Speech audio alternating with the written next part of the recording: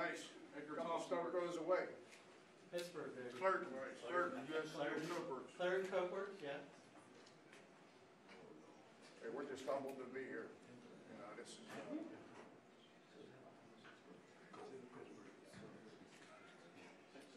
We're everywhere. Pittsburgh Plaza, we're everywhere. I hope you guys got some good shorts on your cameras, man. Steeler fans travel well. Remember that? Pittsburgh Steeler Nation. Yeah. We got some Ravens fans back there. Yeah. They're killing it. Right. Can't be a perfect. It's not a perfect world. They're haters. Ravens used to be Cleveland, right?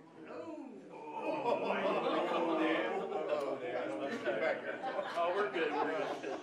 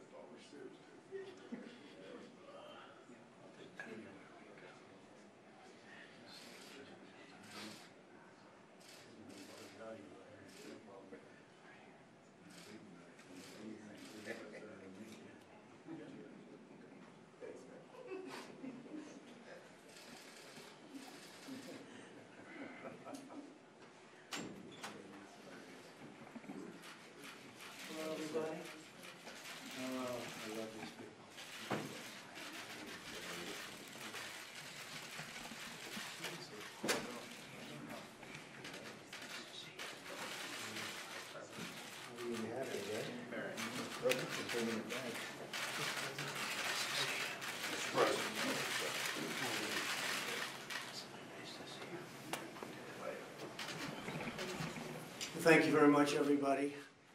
I'm honored to be here with our incredible steel and aluminum workers. And you are truly the backbone of America. You know that. Very special people. I've known you and people that are very closely related to you for a long time. You know that. I think it's probably the reason I'm here. So I want to thank you.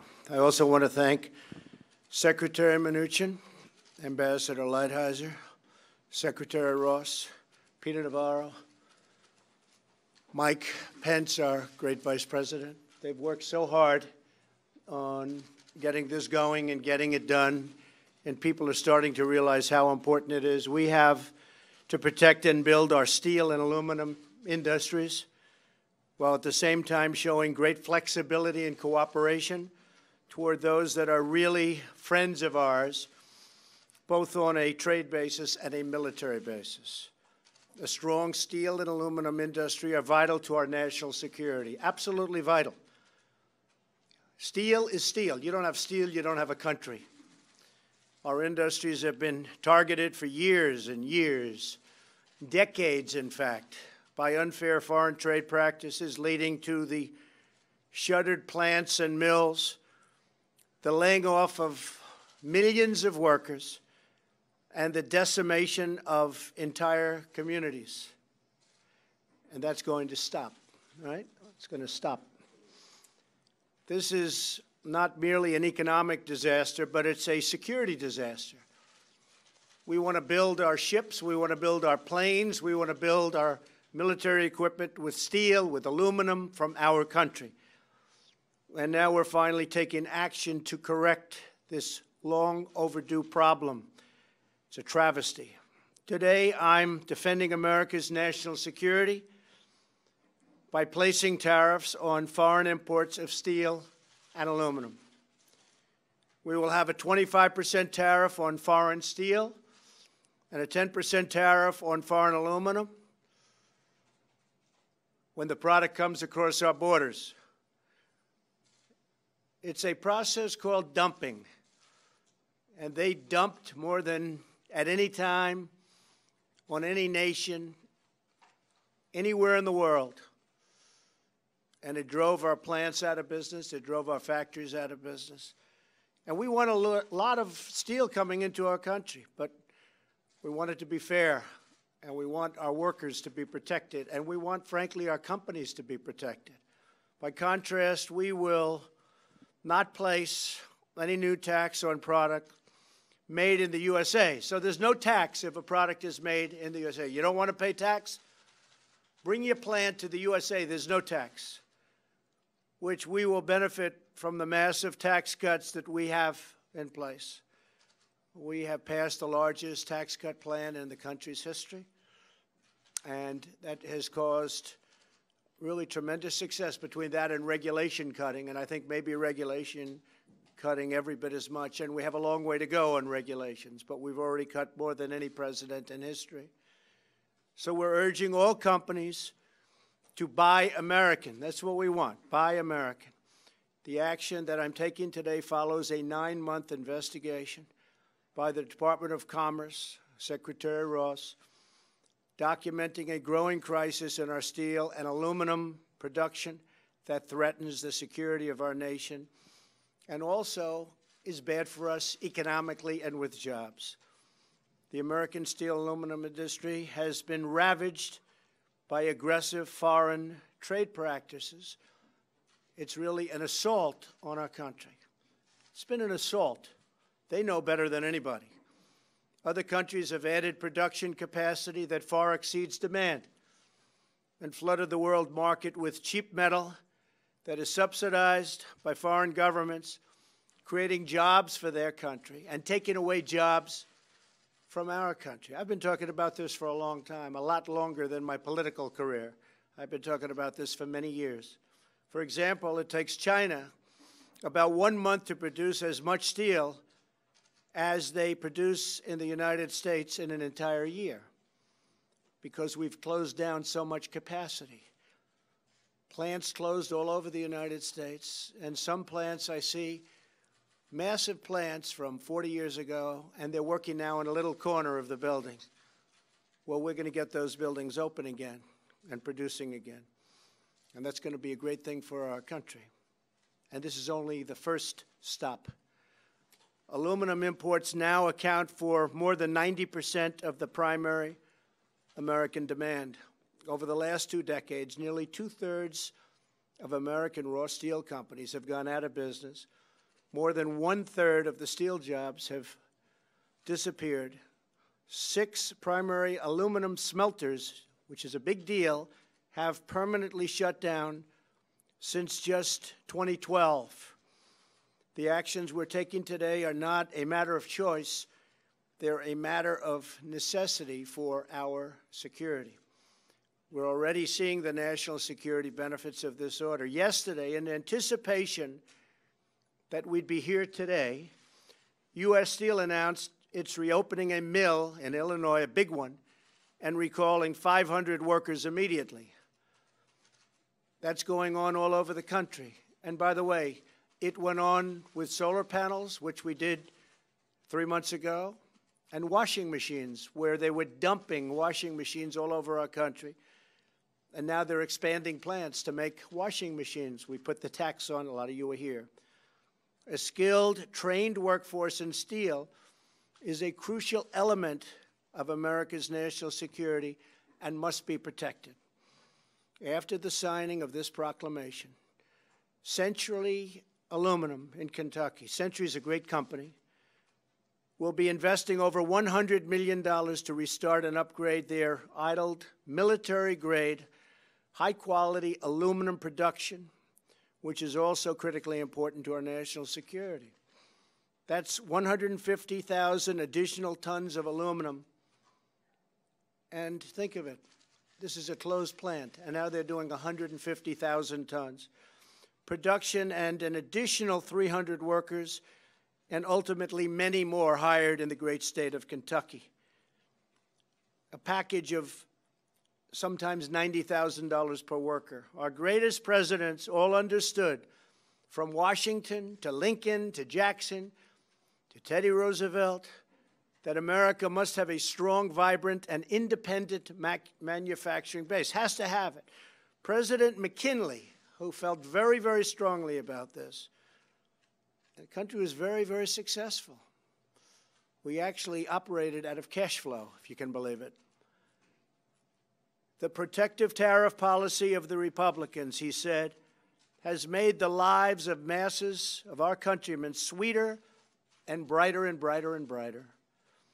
It is the best for our citizenship and our civilization, and it opens up a higher and better destiny for our people. Many politicians lamented the decline of our once proud industries, and many countries denounced global excess capacity. But no one took action. All of our politicians, they saw what was happening to our country. I've seen it for 25 years. I've been talking about it. Talked about Japan, talked about China. But the politicians never did anything about it. But now they are. Our factories were left to rot and to rust all over the place. Thriving communities turned into ghost towns. You guys know that, right?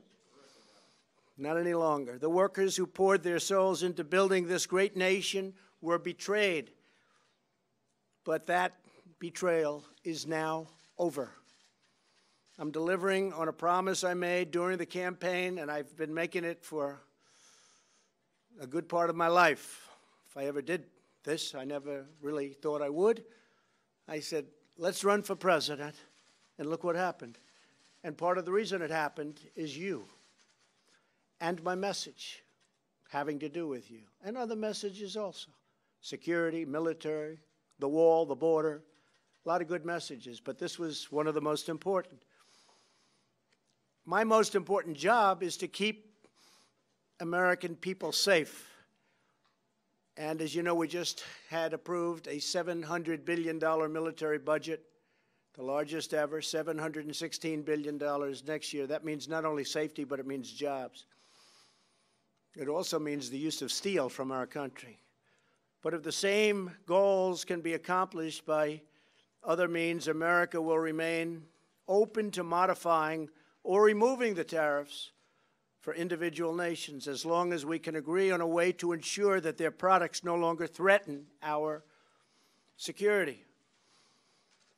So I've put Ambassador Lighthizer, great gentleman, in charge of negotiating with countries that seek an alternative to the steel and aluminum tariffs. The fact is we've been treated so badly over the years by other countries. I think really we've been treated very badly by our politicians, by our presidents, by people that represented us that didn't frankly know what they were doing. And we lose $800 billion a year on trade. Every year, $800 billion. It's been going on for a long time. $300 billion, $400 billion, $500 billion, got up to $600 billion. And it keeps going, but it's going to start changing, has to change. We're negotiating now with China. We're in the midst of a big negotiation. I don't know that anything's going to come of it. They have been very helpful. President Xi, I have great respect for, a lot of respect. But I don't know that anything's going to come of that. But we're going to cut down the deficits one way or the other. We have a deficit with China of at least $500 billion. And when you add intellectual property, it's much higher than that. That's a year. At the same time, due to the unique nature of our relationship with Canada and Mexico, we're negotiating right now NAFTA. And we're going to hold off the tariff on those two countries to see whether or not we're able to make the deal on NAFTA. National security, very important aspect of that deal. And if we're making the deal on NAFTA, this will figure into the deal, and we won't have the tariffs on Canada or Mexico.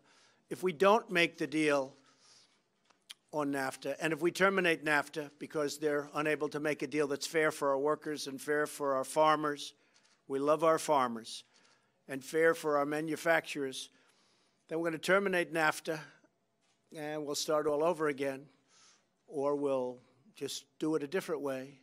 But we'll terminate NAFTA, and that'll be it. But I have a feeling we're going to make a deal on NAFTA. I've been saying it for a long time. We either make a deal or we terminate. And if we do, there won't be any tariffs on Canada, and there won't be any tariffs on Mexico. One other thing, some of the countries that we're dealing with are great partners, great military allies, and we're going to be looking at that very strongly. The tariffs don't go effective for at least another 15 days. And we're going to see who's treating us fairly, who's not treating us fairly. Part of that's going to be military. Who's paying the bills, who's not paying the bills. We subsidize many rich countries with our military. They pay not 100 cents on the dollar, in some cases not 50 cents on the dollar, and they're massively wealthy countries. So we have to stop that. And that will enter into the equation also. Very interesting, I saw a tweet just came in from Elon Musk, who's using our wonderful space facilities and did a great job 3 weeks ago. He said, for example, an American car going to China pays 25% import duty, but a Chinese car coming to the United States only pays 2.5%, a tenfold difference. So an American car going to China, think of that, pays 25% import duty. So we send our car over there, pay 25%. They send their car over here, 2.5%. 10 points, that's from Elon, but everybody knows it. They've known it for years, they never did anything about it. It's got to change. We're going to be doing a reciprocal tax program at some point, so that if China is going to charge us 25%, or if India is going to charge us 75%, and we charge them nothing, if they're at 50, or they're at 75, or they're at 25, we're going to be at those same numbers. It's called reciprocal. It's a mirror tax. So they charge us 50, we charge them 50. Right now, they'll charge us 50, we charge them nothing. Doesn't work. So that's called a reciprocal tax, or mirror tax, and we're going to be doing a lot of that. It's the first year, we've really set the stage. A lot of it had to do with, structurally, we had to go through certain procedures in order to get to this point, but now we're at this point. American companies have not been treated fairly. And some American companies, frankly, have taken advantage of it and gone to other countries and developed in Mexico massive automobile plants, taking our jobs away and taking our companies down to Mexico to make the cars. And then they send them right across the border without tax, without anything. So we lose the jobs, they make the cars, they get all the benefits, then they sell the cars back into the United States. So we're changing things, and we're going to have a lot of great relationships. I think companies are going to be very happy in the end. I think that countries are going to be very happy. We're going to show great flexibility. And again, many of the countries that treat us the worst on trade and on military are our allies, as they like to call them. So we just want fairness. We just want fairness. We want everything to be reciprocal. And I think in the end, we're going to have a lot of great jobs. We're going to have a lot of great companies all coming back into our country. You see it the other day. Chrysler announced they're leaving Mexico. They're coming back into Michigan with a big plant. You haven't seen that in a long time, folks. You haven't seen that in a long time. So because I sort of grew up with this group of people, I know a lot about the steel industry, and I know a lot about the aluminum industry. We're going to bring them back. I thought maybe a few of you might like to say a couple of words. And there's only about 25 million people watching, so don't worry about it. You want to say something? Come on up. How are you? Okay, please. My name's Dusty Stevens. I work at Hallsville, Kentucky. Right now we're running at 40% capacity. 2 years ago, we shut down 60% of the capacity when we had a downturn in the market.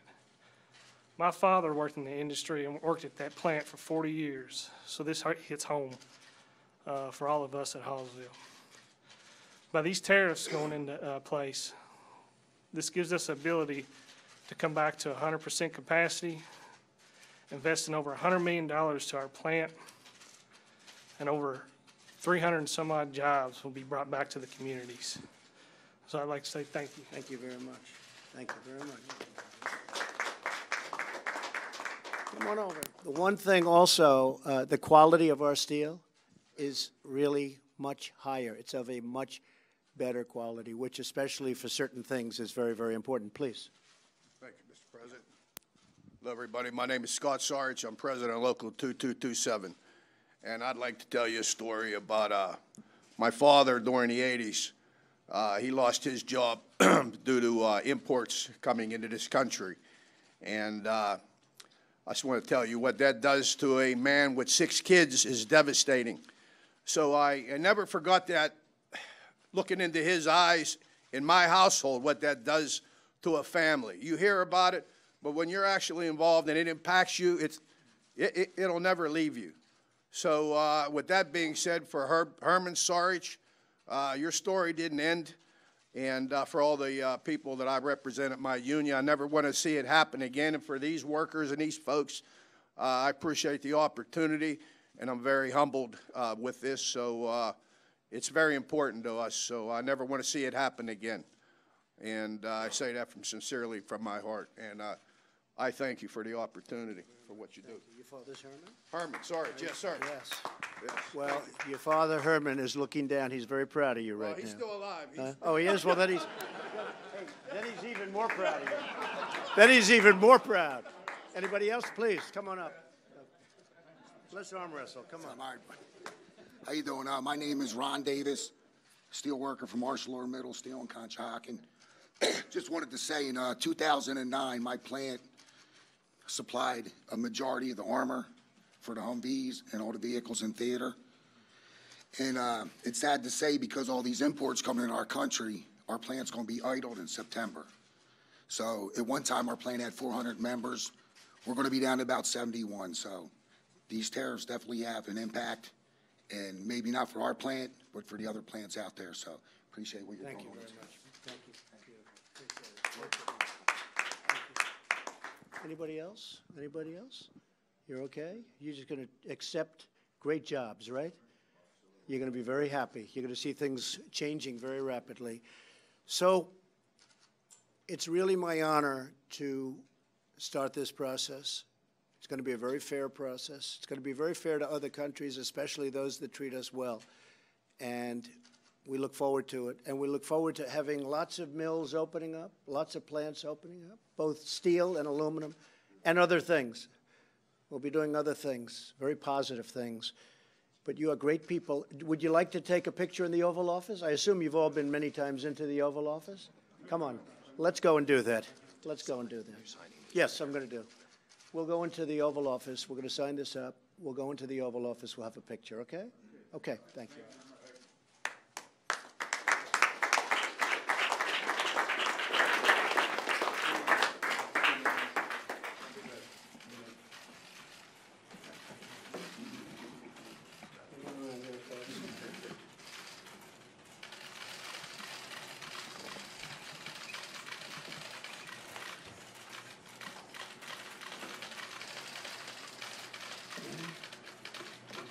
Steel.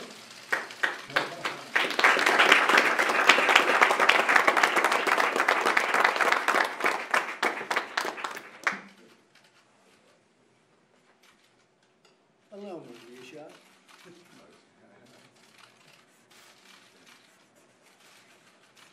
About time, right? That's right. Sir. Yes, sir. You've been waiting for a long Yes, sir. time. Yes, sir. Here you go. Let's pass him around. Thank you, sir. What's that? Pass him around. You want it, you got it. Mike, get up here, Mike. Come on up. Mike, come on up. Let's go take a picture in the Oval Office, okay? Yes, sir. Thank you very much, everybody. Thank you. All right. It's going to be a great day. How do you plan to combat transshipping? Combat transshipping of steel and aluminum from other countries? We're going to stop the transshipping, or we're going to let it happen, but they got to pay. So transshipping, frankly, is a big deal. China says it's got 2%, but it sends much more. We're going to have a great relationship, hopefully, with China, but we have to do something. We're losing with China $500 billion a year. We have to do something. And they transship. And we're going to accept their product, but it's going to cost a lot of money from the standpoint of the transshipper. Okay? Thank you very much, everybody. Thank you.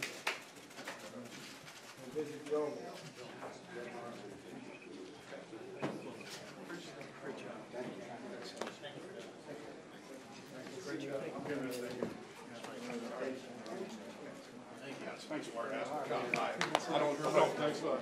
Thank you. Thank you. And my best to Leo. Thank you so much. Thanks for having us. Well, that's covered my heart.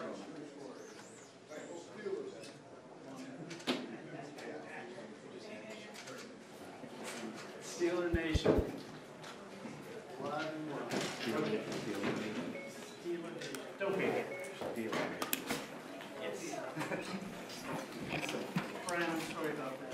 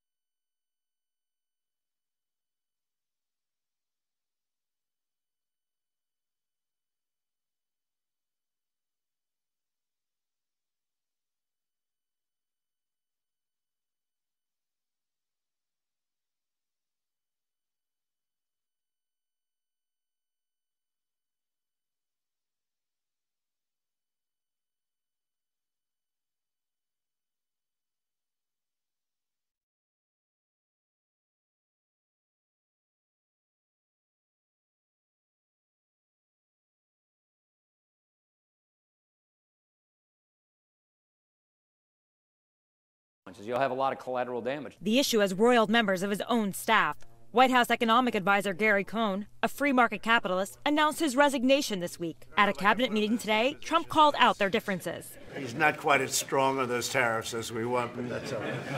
Allies from around the world begged Trump to reconsider. This would be damaging to the transatlantic relations as well, but potentially also to a global rule-based trading system.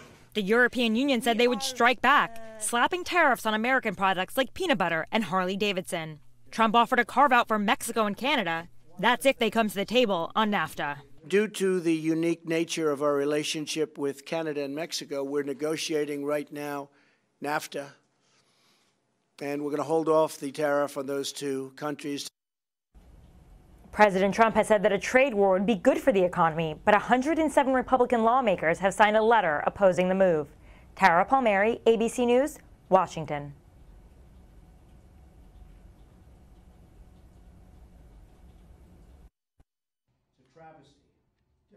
Amid resistance from Republican lawmakers, economists, and his own staff, President Trump is sticking with tariffs. Today, I'm defending America's national security by placing tariffs on foreign imports of steel and aluminum. We will have a 25% tariff on foreign steel and a 10% tariff on foreign aluminum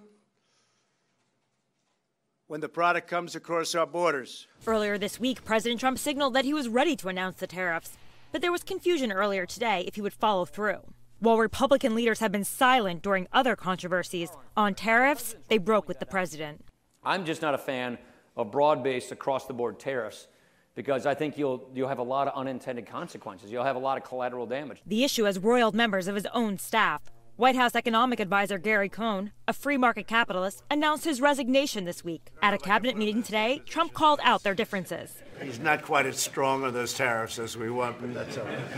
Allies from around the world begged Trump to reconsider. This would be damaging to the transatlantic relations as well, but potentially also to a global rule-based trading system. The European Union said they would strike back, slapping tariffs on American products like peanut butter and Harley-Davidson. Trump offered a carve-out for Mexico and Canada. That's if they come to the table on NAFTA. Due to the unique nature of our relationship with Canada and Mexico, we're negotiating right now NAFTA, and we're going to hold off the tariff on those two countries. President Trump has said that a trade war would be good for the economy, but 107 Republican lawmakers have signed a letter opposing the move. Tara Palmieri, ABC News, Washington.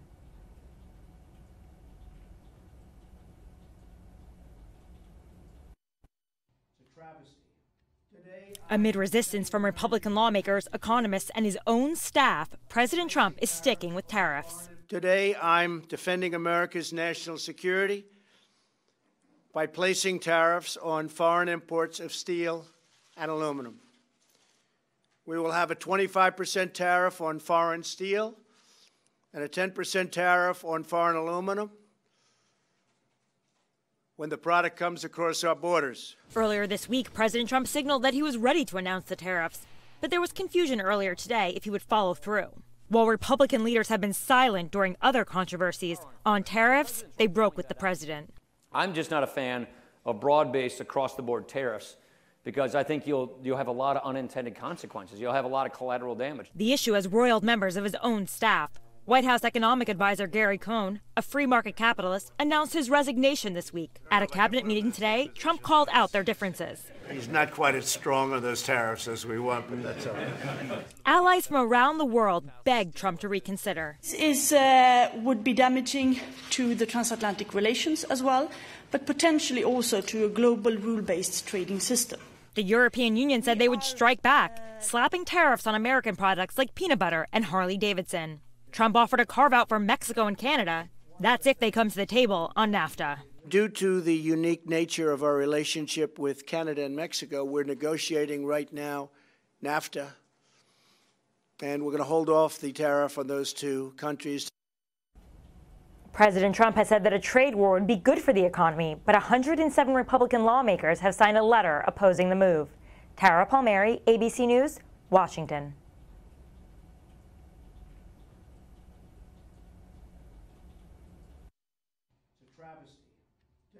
Amid resistance from Republican lawmakers, economists, and his own staff, President Trump is sticking with tariffs. Today, I'm defending America's national security by placing tariffs on foreign imports of steel and aluminum.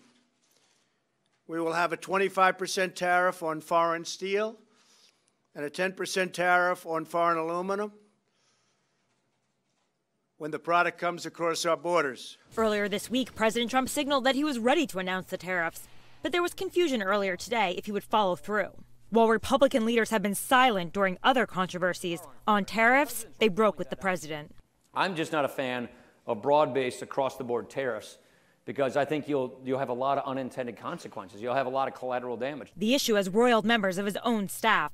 White House economic advisor Gary Cohn, a free market capitalist, announced his resignation this week. At a cabinet meeting today, Trump called out their differences. He's not quite as strong on those tariffs as we want, but that's okay. Allies from around the world begged Trump to reconsider. This would be damaging to the transatlantic relations as well, but potentially also to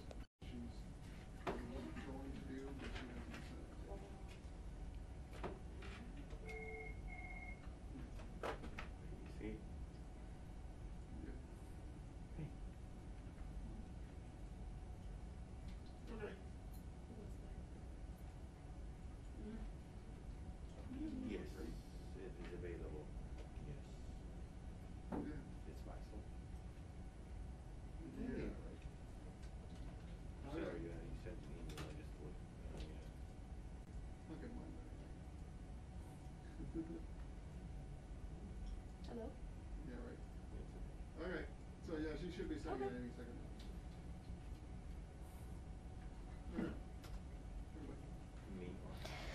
You can hear them, right? Yeah.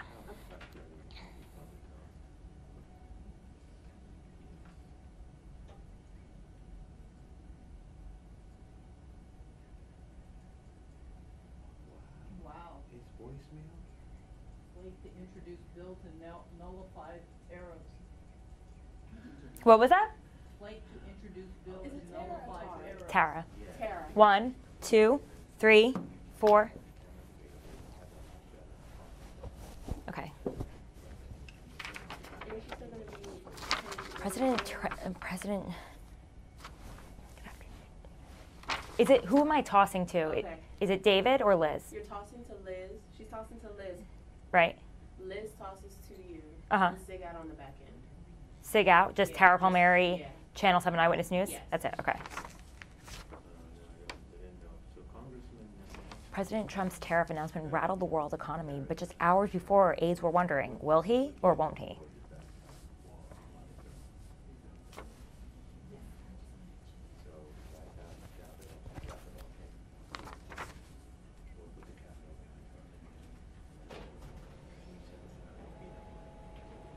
Okay.